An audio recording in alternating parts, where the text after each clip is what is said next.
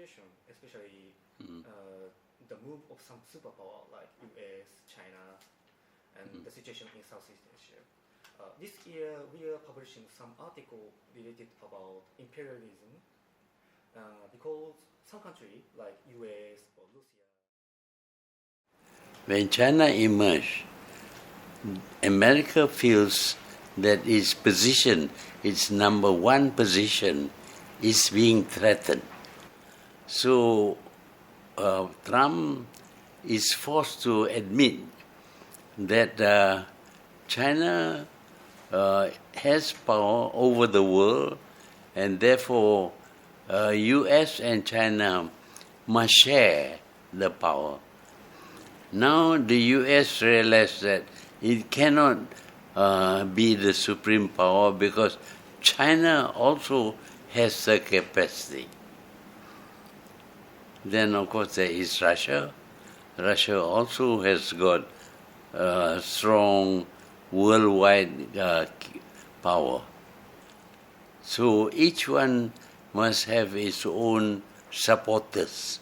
So effectively, the US tries to divide the world into pro-US and pro-China.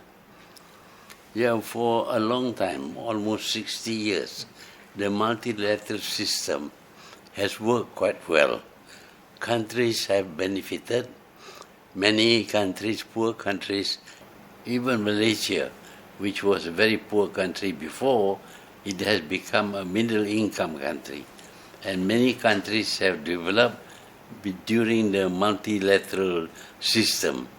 Well, the economy of the world is very much affected by the policy of Trump. Now, without Trump, if the US goes back to the multilateral system, the world will recover. But if the Trump policy is followed, then of course the world will go through a very bad period. People have died. People have to leave Ukraine for other countries, peaceful countries. People have lost all their property. The country has been wholly destroyed. To rebuild costs trillions of dollars.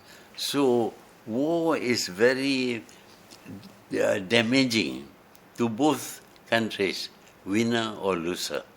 That is why we should regard war as a crime, because it is not a proper way of solving a conflict between nations.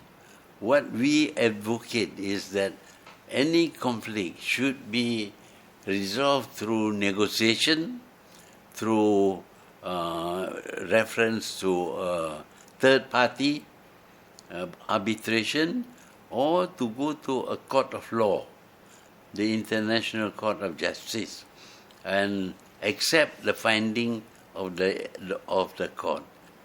Japan cannot have an aggressive war. It can have a defense force, but not for invading other countries. That is very good. But other countries do not have that provision. And the pressure on the US is that Japan should go into war, should fight together with the US. So if Japan goes to war, then the cost of the war would be very high, and Japan would suffer badly. Economically, Japan would suffer. So it is the present policy is better than going to war.